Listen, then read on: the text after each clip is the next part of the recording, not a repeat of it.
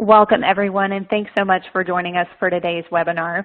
My name is Mary Ann Hensley. I'm the Vice President of Media Operations for FreightWaves, and we are happy to present today's webinar in partnership with Redwood Logistics. I'm excited to be here today as we discuss the findings of our latest research conducted in partnership with Redwood, which focuses on what we can expect from the upcoming peak season, particularly as it relates to LTL and parcel freight. I'm joined by Grace Sharkey, one of our editorial gurus and analysts here at FreightWaves, to talk through the findings of the study, as well as Jeff Leppert, Senior Vice President of Capacity Solutions for Redwood, who will be sharing his thoughts around how we can expect all of this to play out in the coming months. Before we get started, if you have any issues during the webinar, you can reach out to our team via the group chat function in your webinar console. And we will also be sending a link to the recording of this webinar in case you'd like to view it on demand or share it with your colleagues. And at this point, I will go ahead and turn it over to Grace to kick off the discussion.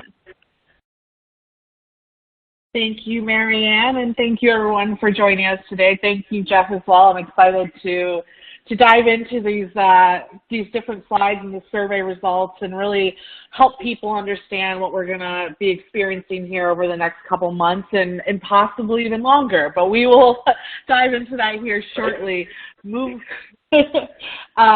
moving into slide number 1, we're going to actually look at the overall type of business that we're talking about that we've been working with within this survey, right? So what's really great is about 36% of our responses were spending between $1 million to $20 million a year in transportation and shipping costs. What's really great as well is that we have a really good amount of different type of ranges. We do have a couple of people that are over 100 million, over 500 million. So we're going to have an idea of how we should expect this season to play out, whether you are more of a small and medium-sized shipper or a larger one that's looking to, figure out what you're going to do with costs, whether you're going to be passing that on to your carrier partners, or if you're going to be eating that, or if you're going to be, unfortunately, having to push that to end consumers. And thankfully, we have Jeff here today who's going to really help us explain the different ways that you can go about managing these costs so that it's not ending up in the end consumer's pocket. Jeff, do you want to dive into a couple of the things in this slide as well? Sure. First, thanks for having me. I'm excited to help and talk a little bit today about peak season and kind of what the future holds.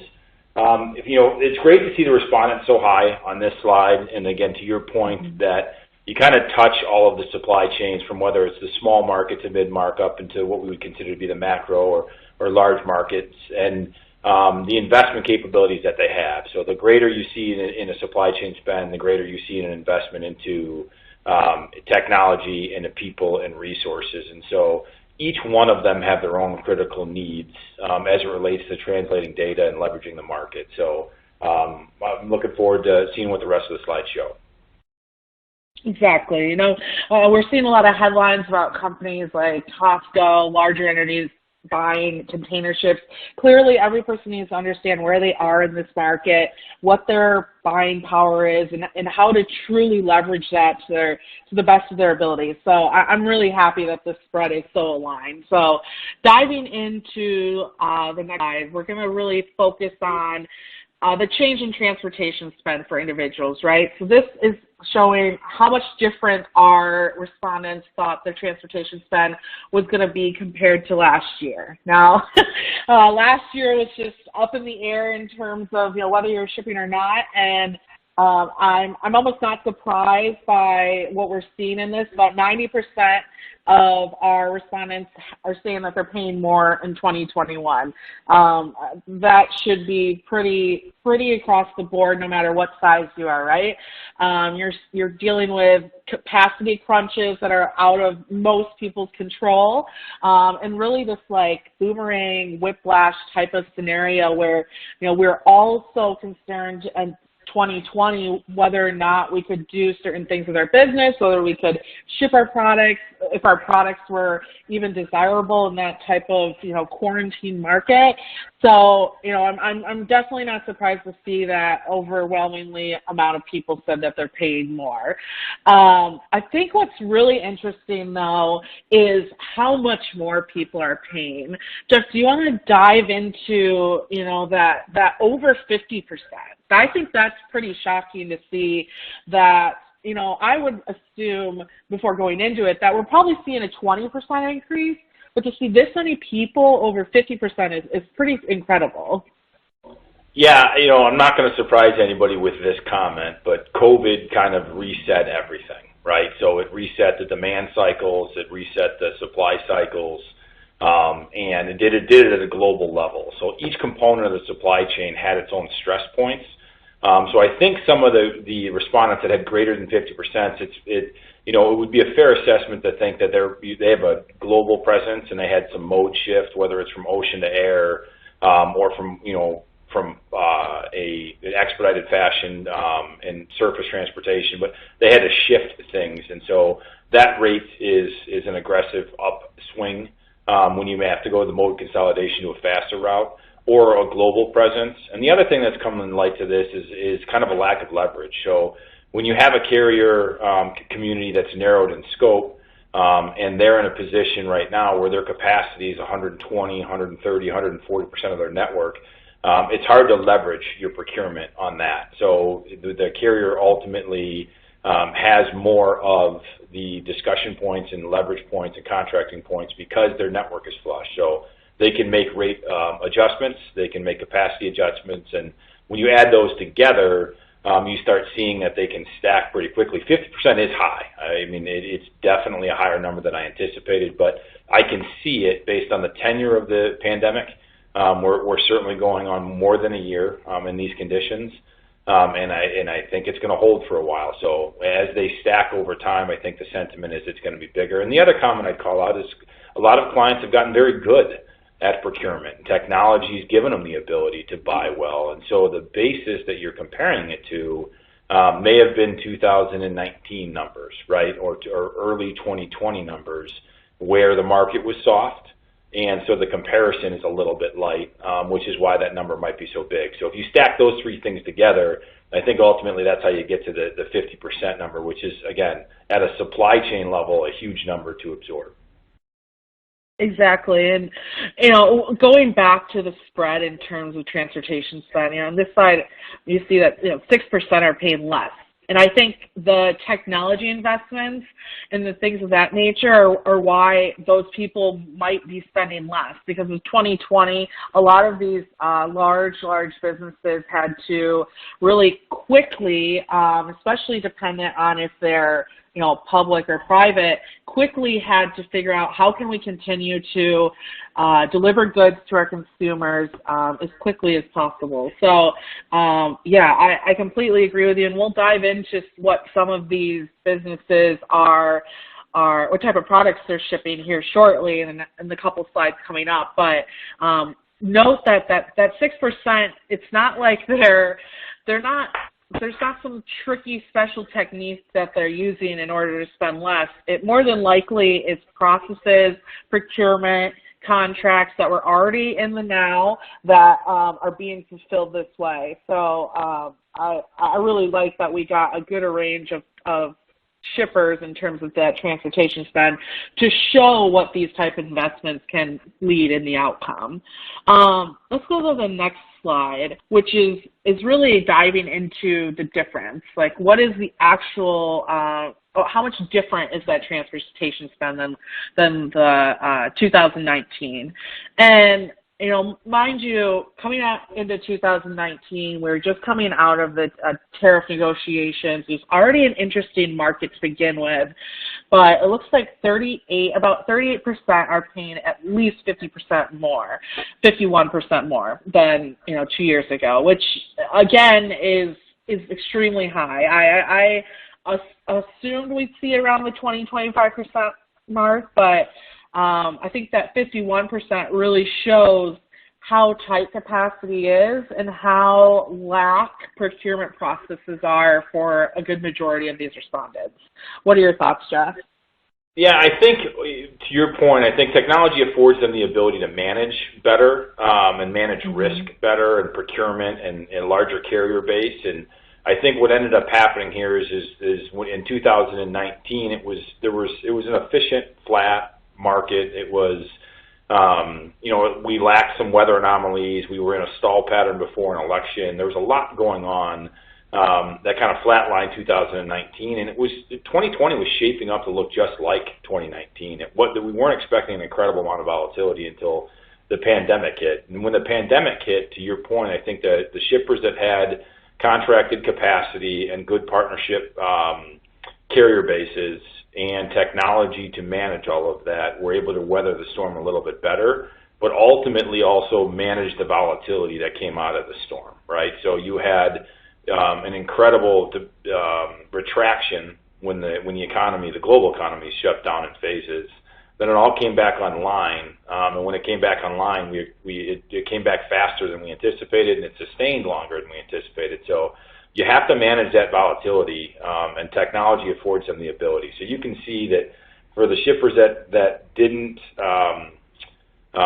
or that were able to leverage that, you can see that their cost basis was probably a little bit, or their cost increases were a little bit lighter, and then the ones that weren't able to leverage that saw the increase that was greater than 50%. Definitely, and I really like how you're speaking on really this using technology to work with your carriers, work with your capacity, work with your transportation providers to really manage costs. What's really interesting to me is this is 2019. So like I said, we're coming out of this tariff season, and remembering back then, drivers, it wasn't their favorite market. There wasn't much to move. Shippers had a lot of buying power. And I think this slide really represents the importance of using both the spot and the contract market to make sure that you don't end up in a situation where 2 years from now, you are paying 51% more. I guarantee that a lot of those people in the 51% or greater were probably enjoying themselves on that spot market back in 2019. Well, that flips, and it's important that you're using technology, using providers. Redwood is a perfect example of that, to figure out a way to use both markets and hold some of these carriers to a contract and use the spot market when you can. But I think a lot of times shippers, they focus on that spot market, especially when it's good, and then it flips and you're stuck in this situation where it flips much more than you expected. Yeah, and I think that's what most people got caught off guard, right? And I think that the flip is standard or traditional, and we have cycle patterns that we monitor on contract and spot rates, but in today's conditions, it's both are high. Contracts are at a premium and spot rates are at a premium. And so that's when you know it's truly a capacity constraint. And right now it's critical to establish some shipper of choice patterns, some carrier network partnerships and a go forward, and create some stabilization in supply chains. It's critical you do that. So one of them was done during a flat or non-volatile year in 2019, and then it's even more critical now because of the volatility. But you definitely want to, it's a term that's sometimes overused, but right now partnerships are king, and they're critical in a go forward.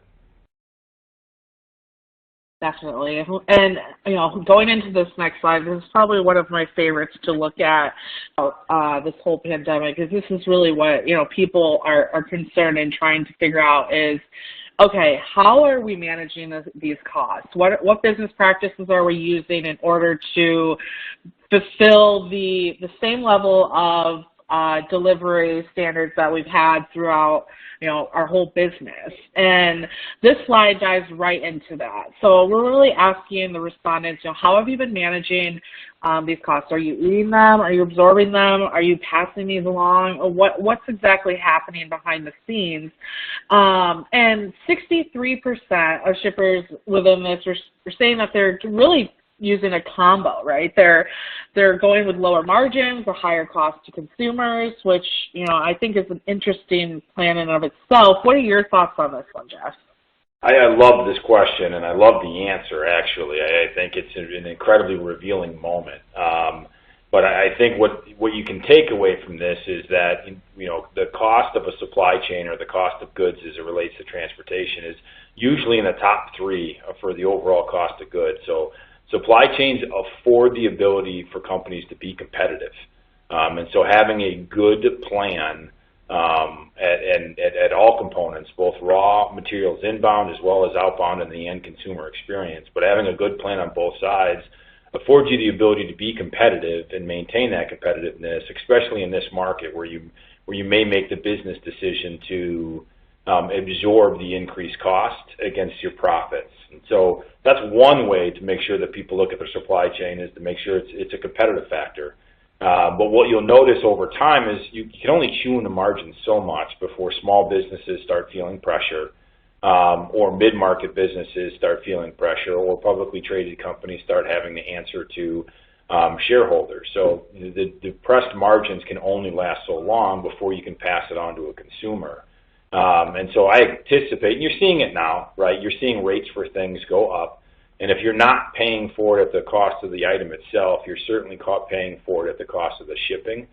And so as a consumer, you're starting to see these things in triplicate, where it's the item is costing more, the transportation to get it to you is costing more, and more importantly, the time to get it to you is costing more. So this slide ultimately was very revealing to me to show that businesses have to make tough decisions, but they have to see supply chain as a competitive advantage.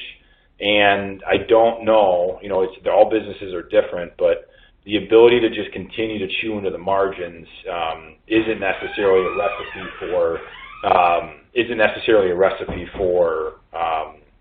sustained profitability, right? It's going to sooner or later catch up. Definitely, exactly, and that's an important point here, is making sure that you're creating that sustainable supply chain for your business and that it's resilient. So if these situations continue to occur, or we unfortunately have some other type of unforeseen worldwide situation, you have a better plan in place. And one thing I did want to touch on too is this other category on this slide. What were these people doing? And one of the common answers for that other was just overall better capacity optimization. So looking within their own network of carriers and saying, or even the trucks that they're using, hey, am I putting as much inventory as I can on this truck when I have it? Am I shipping one pallet at a time when I could be shipping 3 or 4? How am I going about, being able to actually optimize the relationships that I have, instead of, working kind of in that spot type of moment where, when you have a shipment available to go out, you're just sending it. So I thought that was kind of interesting. What are your thoughts on how these companies can optimize their own capacity and their own carrier networks to avoid those higher costs? Yeah, I think at Redwood we look at it as the order versus the shipment. By the time you get to the shipment, you've established a routing, you've established a carrier and an estimated transit to get it to whoever you're shipping it to. But at the order level, you're looking at, is it, to your points earlier, is it optimized? Is it being paired up with other orders? Is it being mode looked at? Meaning, can I absorb some transits and shift some modes? Should an LTL become a truckload? Should parcel become LTL? Are you basically optimizing the order before you create the shipment? And it's important right now more than ever to look at the order level, right? To see is further upstream into your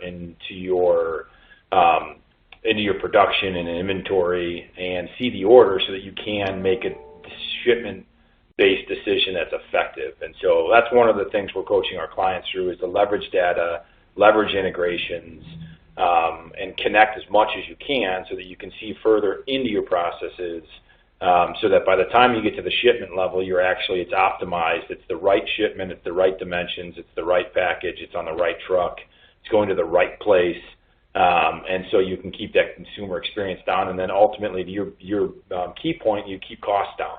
at that point in time. So you can maintain the carrier customer experience and drive those costs down as low as you can. But the best way to do that is to leverage some visibility throughout your supply chain and look further upstream at the order level, because by the time you get to the shipment level, you want that optimized. Definitely, yeah. Thank you for touching on it, because I think that's really the biggest part about being resilient is forward thinking and figuring out, okay, how can we be as more optimized in the now to prepare for the future. And for everyone on this webinar today, I want you to really understand this next slide here, diving into the business sectors within these respondents. And I love this because we literally have every type of sector on here. We're not just looking at a group of CPG companies where 24% of those respondents on here are from that group, but we're talking to people in retail, automotive, chemicals, right? It's all different types of different capacity groups. It's not just one type of capacity that we're talking about. We're dealing with all types of moves, all types of modes within the other category, which makes up another 24% of this. I mean, we've got agriculture and construction, which are huge booming industries right now, and making sure we have food on the table and making sure our infrastructure is strong enough to support this greater level of capacity that we even need at this point. So thoughts on this, Jeff, and anything you want to point out on here? Except I think the biggest point is they all have their own individual constraints right now, right? So they're all experiencing their own headwinds. A consumer package world, that's a high respondent, but that has a lot to do with the e-commerce world and the end consumer and a narrowed sales cycle and a customer experience. Automotive has production issues as it relates to chips, right? Microchips, getting those off the lines and inventory levels. And so they all have their own headwinds right now that they're facing when it comes to capacity, carrier negotiations, carrier leverage. So it's great to see them all participate. And then in fairness, based on the other answers to the other questions, they're all feeling the same ways or headwinds. It's just at different levels. Exactly. We're getting a great view of the industry as a whole, how transportation is being affected really for everyone, and every good that you see around you in your households right now or at work right now, everything is being affected by this. And seeing such in the past slide, such a large increase of shipping costs, it's pretty crazy to see that every single one of these categories is being affected. And now, moving on to the next slide, we're going to really start looking at the future of our surcharges, right? Now, how much different do we expect these peak surcharges to be in Q4 of 2021 compared to what we normally expect? And, we're forward thinking on here, getting prepared for, literally 3 days from now, what we're going to be seeing as we enter the season. And the one thing I will say is I am maybe not excited, but happy that 97% expect them to be more expensive, right? So we're dealing with a situation where everyone around us understands that this is going to be happening. I mean, it's affecting us even within this quarter as well. So I'm glad we're not looking at a bunch of people who are expecting it to be lower, because that is not the case. What are your thoughts on this, Jeff? Yeah, again, I think peak season versus overall shipping it's an important distinction, right? And so peak season, it will always relatively be more, but it depends greatly on the supply chain. Some people soften or dampen throughout the year, but most businesses see an uptick depending on when. Some start as early as July, some wait until early November to see an increase in shipping behaviors. But peak season is one of those things that everybody talks about it. It's that moment in time where everybody braces for peak season. But what the advice we give a lot of our clients is what you do before peak season is going to level set the results of peak season. So we want to be careful that we're looking at peak season in February, not reacting to peak season in October. So for everybody to kind of see that, is it going to be greater than it was normal right now? That's all COVID related, and the default answer is absolutely yes. especially with consumer sentiment being so high and, people buying a lot of stuff. And you already hear it from a lot of the articles, which is if you're shopping for Christmas, start shopping now. Because the congestion in the global supply chain is very real, and it's worsening. And even if it's not worsening, it's in a condition right now where it's going to take some time to lessen.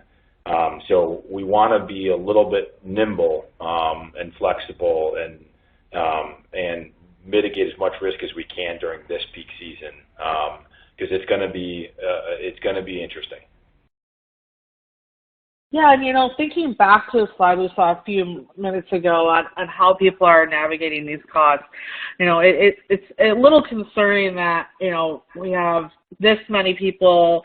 It's got to be, right around 40, a little bit more than 40% of respondents in this are considering costs that are going to be 50% greater than normal. But we do have a large amount of companies who are doing that combination of, taking that cost within their own business and also pushing that out to consumers, where I do, believe that most consumers just watching, the news, reading FreightWaves understand that, okay, yes, I should be expecting for costs to be high for this to get delivered in time for Christmas, even if it can.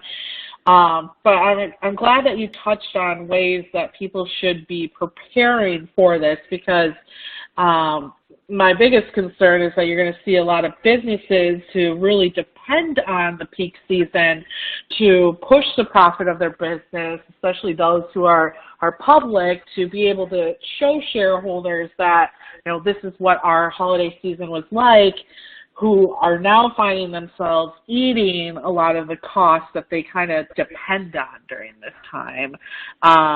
Is there any ways that you have been kind of helping your customers try to, mitigate having to eat that cost, or really just strengthen their capacity or relationships in general?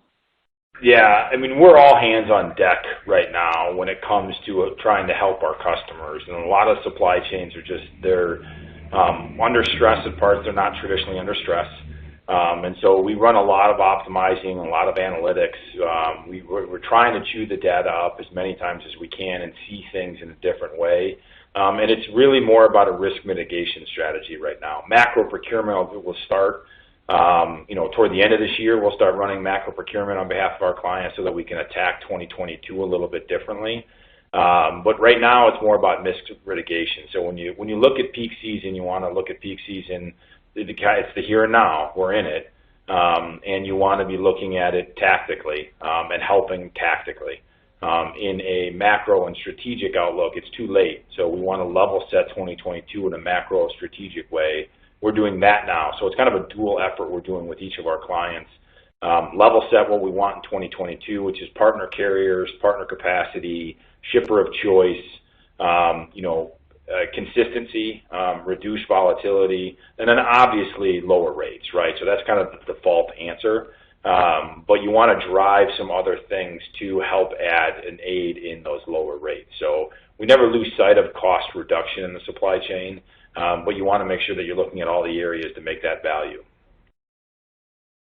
Yeah, it's a lot of times, most times actually, the lower rates come from the proactive relationship building and capacity building that your team is focused on. So it's never going to be a phone call that says, lower rates please, and it's just handed to you. So yeah. I love that you guys are really treating and teaching your customers, how to get to that point, because that's, when we saw that 6% who were saying they're paying less, I guarantee the lessons that you're teaching your clients are what they're implementing in that strategy in order to get that result. So I appreciate, that touching on that. And let's dive into the next one, which is, the question we all are really interested in, how about capacity? What's happening there? How's your business viewing your capacity at this time?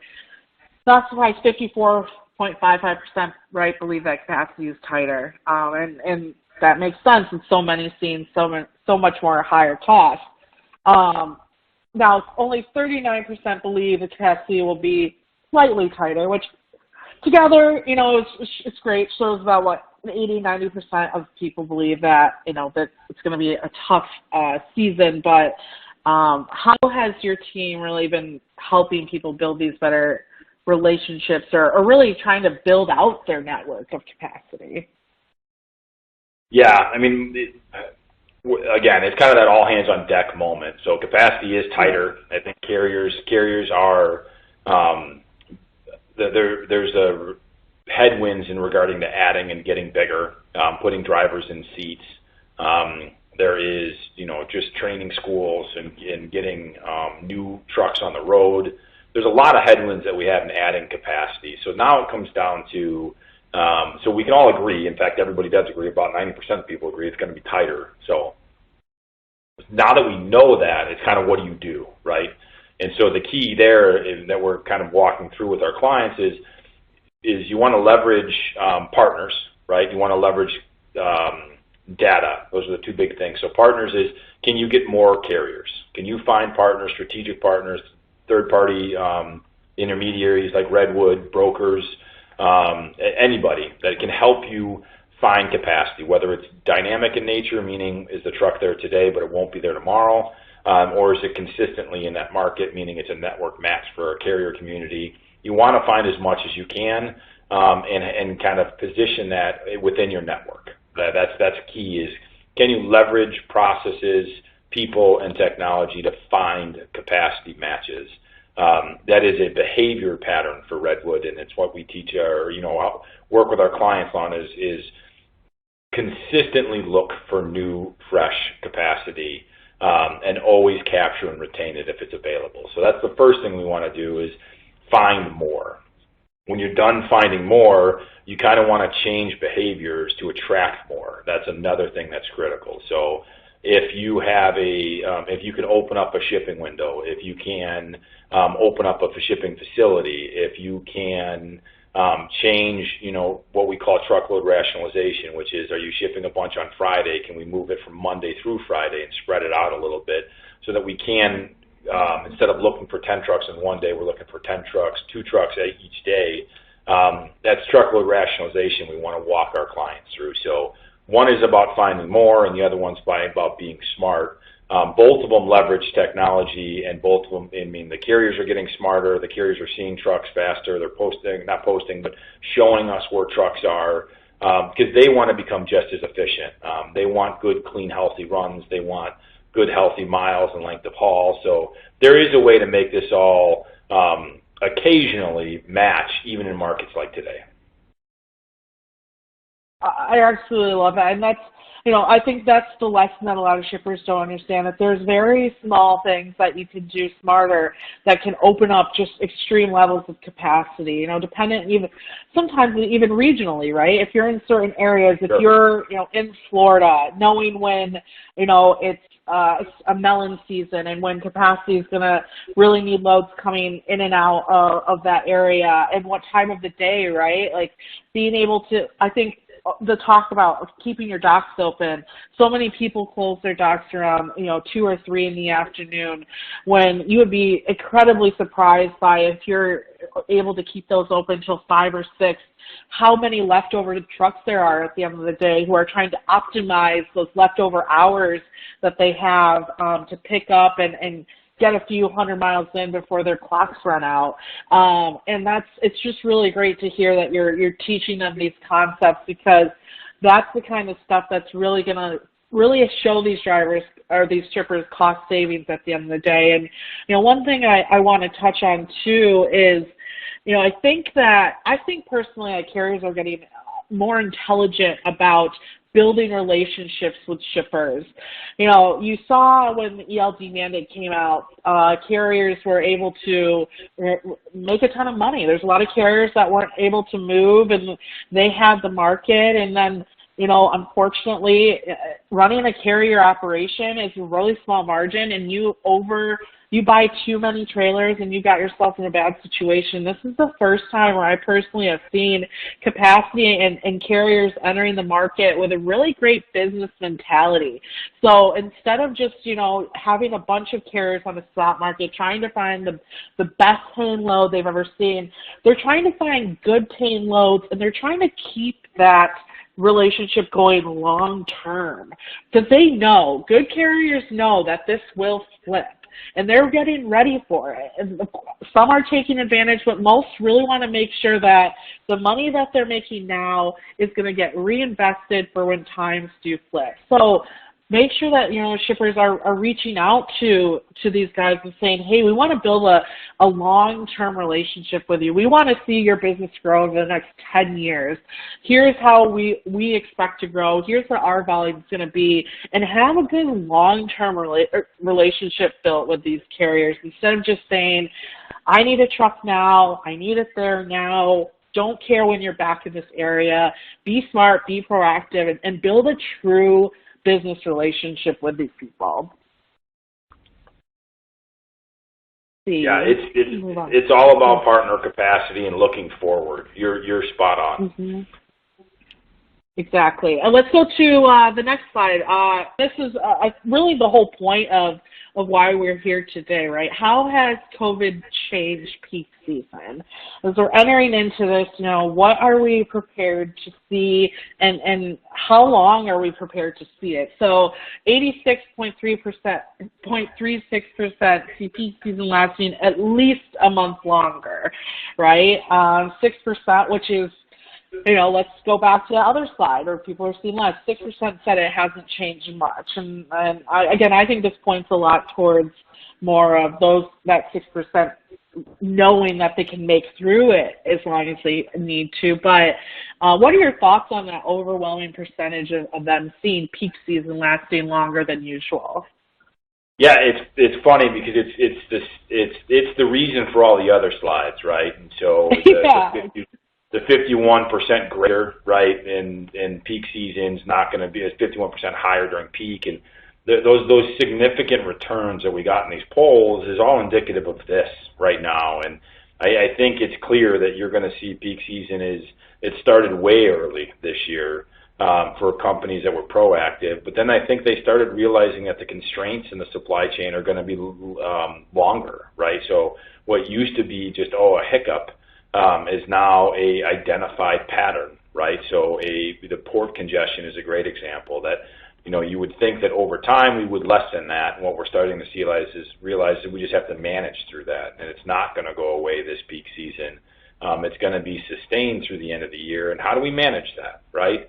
And what are customers doing and manufacturers doing to fix that, right? So another example would be, again, I mentioned it earlier, but the microchips. It's a great example of you would think it's an abbreviated thing that we can just manage through, and it's become a sustained thing that we have to manage with, right? So it's not through, but manage with, and you have to make these adjustments and these changes. And so COVID categorically changed everything, and I think it's lengthened peak season, and I think it's one of those moments where I think you're going to end up in a situation where Christmas this year is going to be more about just being around each other, maybe not the gifts we all got because they're stuck in supply chains, and we're going to end up getting them in February.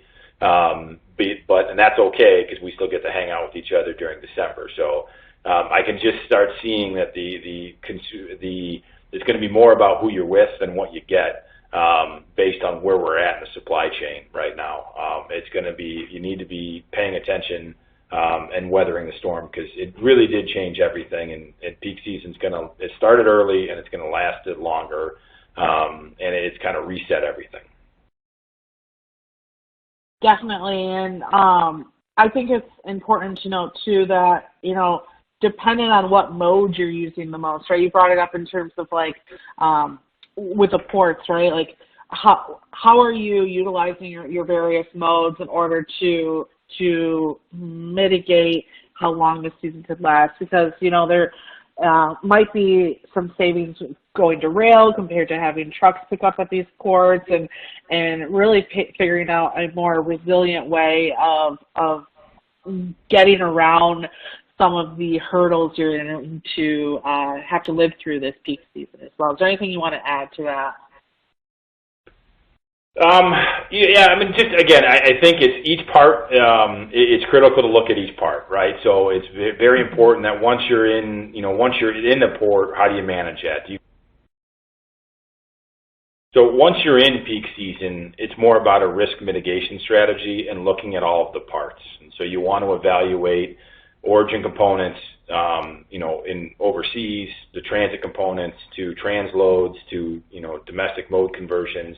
But as we look at peak season currently, and we can all agree it's going to stretch a little bit, you want to be looking at the parts and looking at risk mitigation and improvements that you can make on incremental value. And then at the same time, however, you want to be absolutely laying the framework for a 2022 strategic plan on how you're going to attack next year. So it's kind of a dual effort right now during peak season. One of them is risk mitigation. The next one is strategic outlook going into 2022. Makes sense. And, this next slide dives into, what these challenges or changes are going to be, right? What is going to be the tough part of dealing with this longer season? And I think you touched on a lot of these ones. It's like 61.2%, 3% rounding up.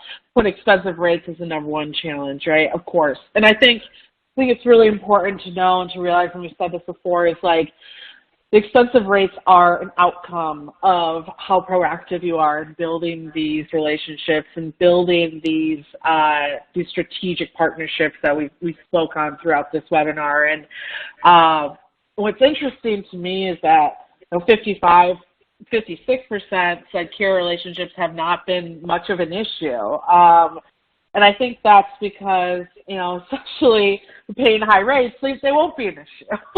But I'm interested in what your thoughts are, right? Of course they are, if we're paying them peak. So what are your thoughts on this slide and the range of how, these different challenges, these different problems are ranking? Yeah, so the first thing that happens, right, is the one of two things is the highest numbers, right? So timely delivery is with the markets they're at, capacity levels being where they're at, freight slowed down, right? What used to be a 2-day transit is a 3-day transit, if not a 4-day transit right now for just about all things. So timely delivery is kind of the first beacon that you see as an impact to overall experience. And then with that becomes a raising rate environment, right? So when capacity is high, rates go up. And then after that, you have, once those two stack, you start feeling the strain on the customer relationship. But to your point, the carrier relationship is usually last in this environment, and because of the fact that they are handling what they can at the rate that they want to, not in a bad way, it's just what the rate the market will bear, and they're handling what they're capable of doing at a capacity level. So their strained carrier relationships would only come at a capacity level, where it's just basically we need 10 trucks and we're only getting 8, and we start getting sense and frustration, which is why these kind of all intertwine. And it's a great slide and a great response from the poll is to see the importance of all of these and how they're all connected. And I think the best path out of, not path out of this, but the way to address these things is to make sure that you see that in a bigger picture, right? So you can't attack just one of these. By attacking one, by looking at them all intertwined, I should say, you can basically alleviate a lot of them. And so a strained carrier relationship is fixed with, strategic capacity and a positive outlook. Expensive shipping rates are it's a risk mitigation strategy, but it's a strategic thing to look forward and to go forward and find some stability and take volatility out. If you do those two things, you're going to end up getting better timely delivery and probably a larger carrier network to improve that. And if you improve that, then you get a stronger customer relationship. So I did like this slide. I like the response because it tells the story that is the supply chain. And if you try and attack one, you're probably going to get the benefits of two. But if you look at all four of them, you're going to you'll see that there's levers that can be pulled and initiatives that can be taken advantage of to make them all better. Well said. I couldn't have said it better myself. They are all connected in some type of way, and that's the best part about, they call it the supply chain for a reason, because all of this is interconnected. So you just hit it out of the park on that one. And let's dive into the biggest question, that everyone out there wants to say, that you see on every single news outlet. How long is this going to last? How long until we're back to normal? And I know we had a lot of fun talking about this prior to this webinar, about the data in this slide. So clearly about 38% expect to take 7 to 12 months. But I think what we both found pretty interesting was that only 16.7%, only 19% said it would be longer than 12 months, longer than a year. Where do you stand on this, Jeff? Yeah, I mean, it's wishful thinking right now. I don't think we have any indicator right now that says that this is going to get better. And we just spoke about peak season, right? So we can all agree that it's going to last until next year's peak season. Then we're in peak season. So that automatically puts us in greater than 12 months. And that to me is I think fair. But I think 2022 is what we do now is going to level set 2022. But I don't think a rebalancing starts until 2023. And again, this is barring everything, right? So you could have another resurgence of COVID. You could have a different strain develop, which would lengthen everything. You could have some type of global economic impact. So there's a number of anomalies that are out there that could change that. But right now, I think the pandemic has reset everything, and the impacts of the pandemic and this Delta strain have put 2022 in a position where I don't think it rebalances in 2022. I do think, it's just fair to say that. Do I think 2023 is the answer? I don't know. I'm just confidently telling you that I think 2022 will not see a rebalancing, barring a significant economic change that may happen, and I certainly don't have a crystal ball for that one. Yeah, and I think we're really at this point now in regards to the economy where it's, we could start reopening more and start maybe like mitigating the effects of COVID in general, and we're still going to have a lot of issues. We're still going to have tight capacity. We're still going to have an overwhelming amount of goods coming to our ports. So, just being able to go back to what people consider normal, that right there, going back to normal, is what's kind of throttling all of this right now. So the more that we do that, it's actually going to push this longer. It's not that there's not one thing that we could fix right now that would just get everything back to and rolling. It's going to take time. It's going to take a lot of, I think, really just people working in what this is as normal before the rebalance starts to play out. And I really like this next slide as well, as we start diving into the overall critical things that people are looking at now compared to before the pandemic. And on this slide, as you see on the right, the numbers that we have a higher score on are going to be the most critical. So in this one, and I find this one kind of fascinating, so visibility is the most critical out of all of these, which is loyal customer base, high visibility into supply chain, strong relationships with carriers, and access to a wide logistics network.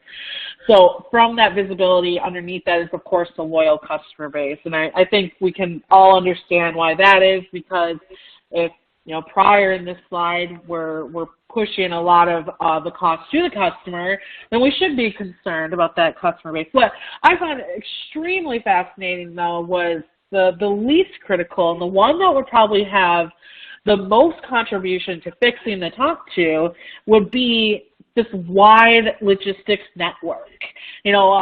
For me, I always find when we're looking at visibility, it is to have visibility into, like you've been saying, right, like the full span of a supply chain.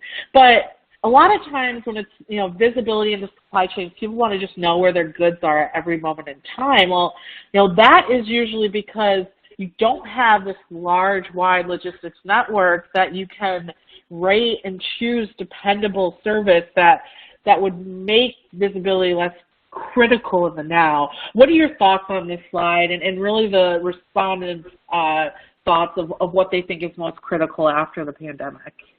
Yeah, I mean, visibility is so important right now, and I think it's visibility at all levels, right? So it's shipment visibility, it's inventory level visibility, it's raw material inbound.